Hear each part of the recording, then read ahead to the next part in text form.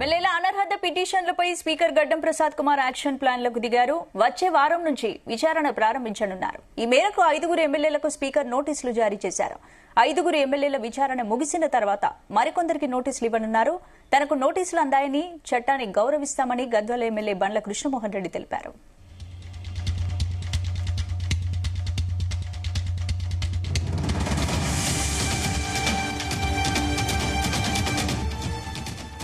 ఎమ్మెల్యేల అనర్హత పిటిషన్లపై స్పీకర్ గడ్డం ప్రసాద్ కుమార్ యాక్షన్ ప్లాన్లకు దిగారు. వచ్చే వారం నుంచి విచారణ ప్రారంభించనున్నారు. ఈ మేరకు 5 ఎమ్మెల్యేలకు స్పీకర్ నోటీసులు జారీ చేశారు.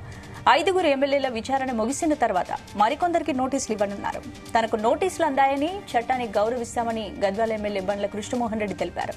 ఇందుకు సంబంధించి పూర్తి అప్డేట్స్ మా బ్యూరో చీఫ్ నరేందర్ అందిస్తారు. నరేందర్, స్పందన 5 ఎమ్మెల్యేలు నోటీసులు ఇచ్చినట్టుగా కూడా మనకు తెలుస్తుంది. ఇక్కడ ప్రధానంగా ఇష్యూ ఏంటంటే బీఆర్ఎస్ పార్టీ మీద గెలిచి దాని తర్వాత వాళ్ళు ఎప్పుడైతే పార్టీ మారారో ఆ పార్టీ మారినటువంటి ఎమ్మెల్యేలపై ఫిర్యాదు చేశారు. దాదాపు మొత్తం 10 మంది ఎమ్మెల్యేలు బీఆర్ఎస్ పార్టీ నుంచి గెలిచి కాంగ్రెస్ పార్టీ గూటి చేరినటువంటి పరిస్థితి మనం చూసాం. దాని తర్వాత ఇక్కడ హైకోర్టులో ఎప్పుడైతే చుక్కెదిరేదో దాని తర్వాత ఇక్కడికి సుప్రీంకోర్టుకు బీఆర్ఎస్ లీగల్ టీం వెళ్ళింది. అక్కడ పలువురు ఎమ్మెల్యేలు దీని మీద ఫైట్ చేసినటువంటి పరిస్థితి కూడా ఉంది. దీనికి సంబంధించినటువంటి పిటిషన్ వేశారు ఫిరాయింపులకు సంబంధించినటువంటి దీంట్లో మొత్తానికి సుప్రీంకోర్టు స్పందించినటువంటి నేపథ్యంలో 3 నెలల లోప ఖచ్చితంగా వీళ్ళ మీద యాక్షన్ తీసుకోవాల్సిన అవసరం ఉంది అని కూడా స్పీకర్ కు చెప్పడం జరిగింది. ఎందుకు యాక్షన్ తీసుకోవట్లేదు, ఎందుకంటే టైం వాళ్ళది 3 సంవత్సరాలు అయిపోయేదాకా తీసుకోరా అని కూడా ఘాటుగానే స్పందించినటువంటి నేపథ్యం కూడా చూసాం లాస్ట్ టైం. దాని తర్వాత జరిగినటువంటి పరిణామాల నేపథ్యంలో స్పీకర్ కు క్లియర్ ఇన్స్ట్రక్షన్స్ ఇచ్చిన నేపథ్యంలో ఆయన నిర్ణయం తీసుకున్నారు. మొత్తం 10 మంది ఎమ్మెల్యేల్లో 5 ముందు నోటీసులు జారీ చేశారు స్పీకర్. ఈ 5 దీంట్లో బండ్ల కృష్ణమారెడ్డి ఏదైతే ఉన్నారో ఆయన ఇప్పటికే నోటీసులు అందాయని కూడా ఆయన చెప్తూ వచ్చారు. అదే సమయంలో దాన నాగేందర్ కూడా ప్రధానంగా ఇందులో ఉన్నారు. దాన నాగేందర్ మనం లాస్ట్ టైం చూసాం, ఏకంగా ఆయన ఎమ్మెల్యే గెలిచి కాంగ్రెస్ పార్టీలో చేరిన తర్వాత కూడా ఆయన ఎంపీగా పోటీ చేశారు. సికింద్రాబాద్ అభ్యర్థిగా కాంగ్రెస్ గుర్తుకు ఓటు వేయాలని కూడా ఆయన కండ వేసుకోవడం కాదు, అనౌన్స్ కూడా చేశారు. అంటే అఫీషియల్ ఎవిడెన్స్ కూడా ఉంది. కడియం శ్రీహరి కూడా ఉన్నారు. కడియం శ్రీహరి కూడా ఆయన కండవ కప్పుకోవడం కాదు, తన బిడ్డ ఎంపీగా పోటీ చేస్తే సందర్భంగా ఓటు వేయమని కూడా చెప్పారు. ఇట్లా పలు అంశాల మీద ఎవిడెన్స్ దొరికినటువంటి వాళ్ళు కావచ్చు, ముందస్తుగా కొంతమందికి నోటీస్ ఇవ్వాలన్నటువంటి నిర్ణయంతో స్పీకర్ చేసినటువంటి నేపథ్యం అయితే ఉంది.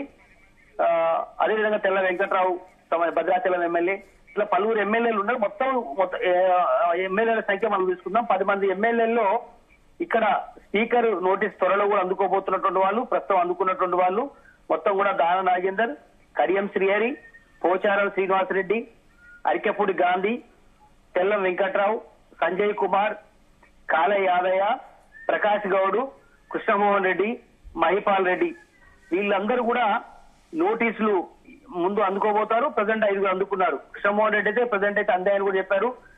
స్పీకర్ సంబంధించినటువంటి అంశం మీద దీని మీద ఇప్పటికే పూర్తి స్థాయిలో నిర్ణయం తీసుకునే అవకాశం అయితే కనిపిస్తుంది.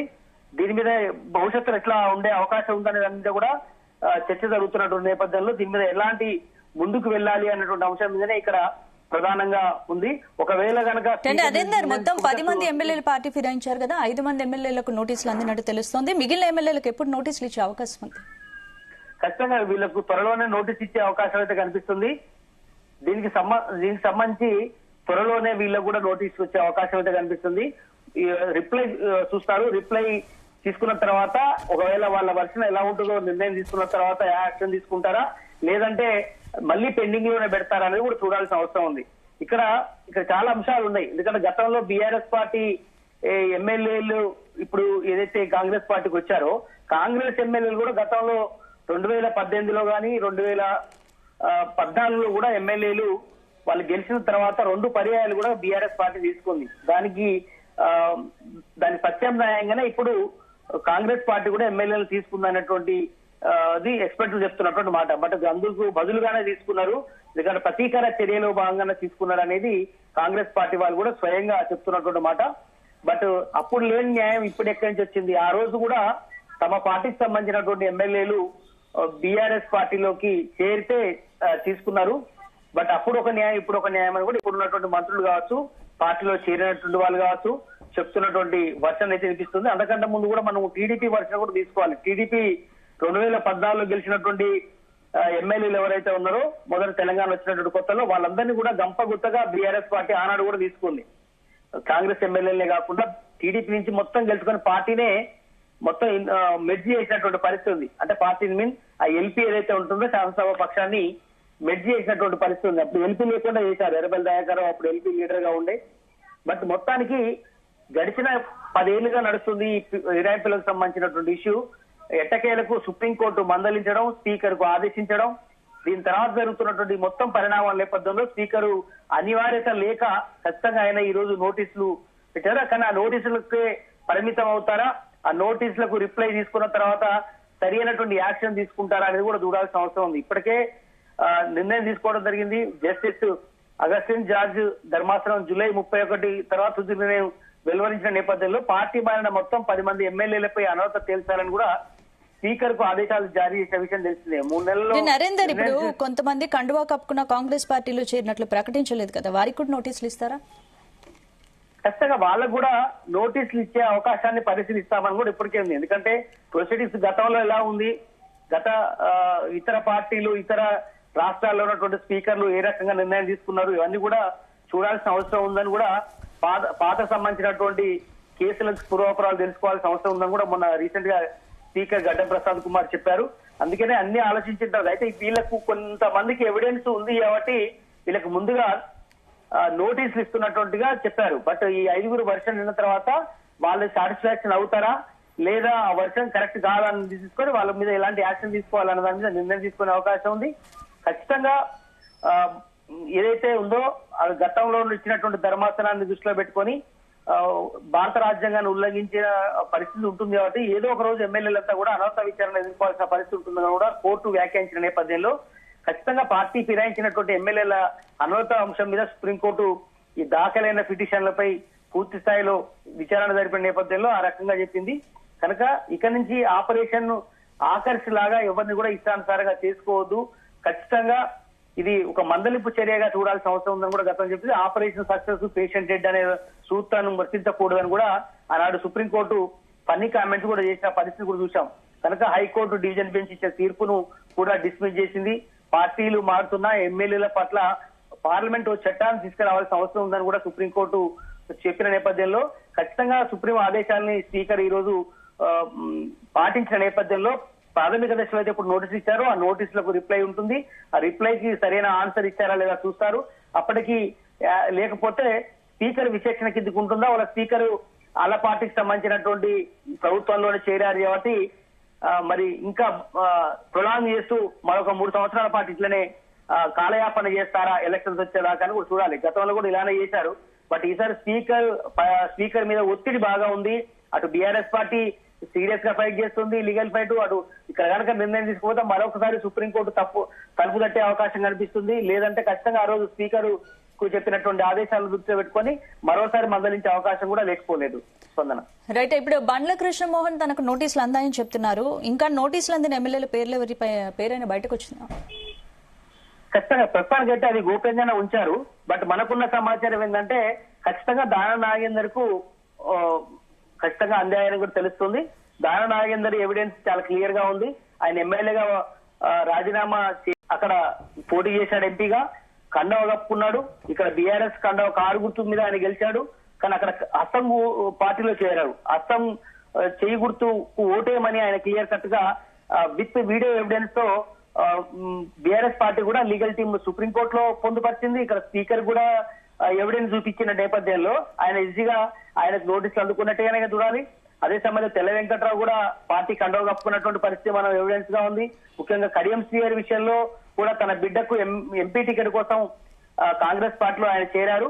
ఆయన ఎమ్మెల్యేగా ఉన్నారు. బట్ ఆయన బిడ్డ ఎంపీగా పోటీ చేసిన నేపథ్యంలో ఆయన కూడా కండవ కప్పుకొని తన బిడ్డకు ఓటేయాలని కూడా చెప్పిన నేపథ్యం కూడా ఉంది. వరంగల్లో అక్కడ ఎంపీ బిడ్డ గెలిచింది కాబట్టి ఆ సందర్భంలో మొత్తం కూడా నియోజకవర్గాలు అన్ని అసెంబ్లీ నియోజకవర్గాలు తిరిగాడు ఆయన. అప్పుడు కూడా ఎవిడెన్స్ ఉన్నట్టు నేపథ్యం ఉంది. కృష్ణమోహన్ రెడ్డి కూడా ఖచ్చితంగా పార్టీ కండుగట్టుకున్నటువంటి పరిస్థితి ఉంది. కొంతమంది అయితే ఏకంగా ఫోటోలు కూడా పెట్టుకున్నటువంటి పరిస్థితి కూడా ఉంది. రేవంత్ రెడ్డి ఫోటోలు పెట్టుకున్నటువంటి పరిస్థితి ఉంది, అదే కండోలు కప్పుకున్నటువంటి పరిస్థితి ఉంది. కొంతమంది అయితే ఏకంగా ప్రచారాలు కూడా చేసినటువంటి పరిస్థితి ఉంది.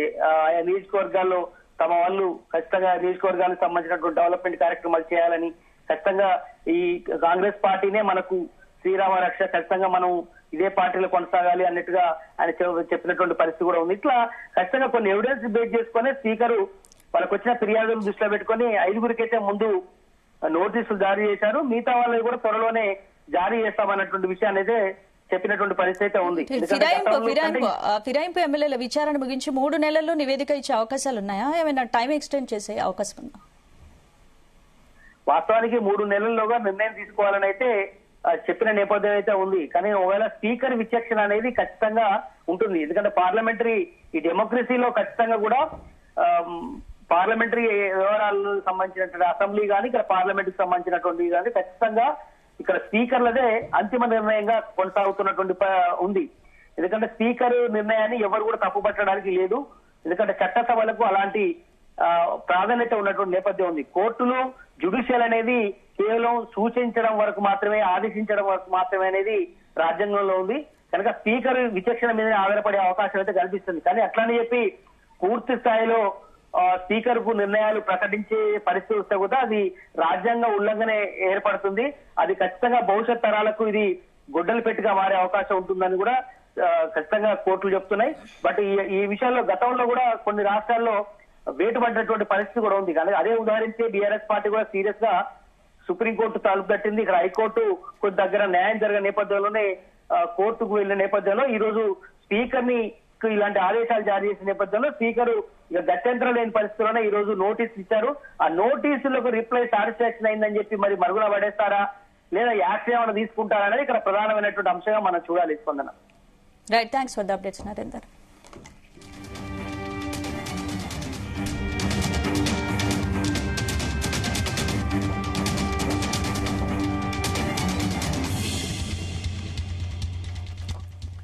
ఎమ్మెల్యేల అనర్హత పిటిషన్లపై స్పీకర్ గడ్డం ప్రసాద్ కుమార్ యాక్షన్ ప్లాన్ లోకి దిగారు. వచ్చే వారం నుంచి విచారణ ప్రారంభించనున్నారు. ఈ మేరకు 5గురు ఎమ్మెల్యేలకు స్పీకర్ నోటీసులు జారీ చేశారు. 5గురు ఎమ్మెల్యేల విచారణ ముగిసిన తర్వాత మరికొందరికి నోటీసులు ఇవ్వనున్నారు. తనకు నోటీసులు అందాయని, చట్టాన్ని గౌరవిస్తామని గద్వాల ఎమ్మెల్యే బండ్ల కృష్ణమోహన్ రెడ్డి తెలిపారు.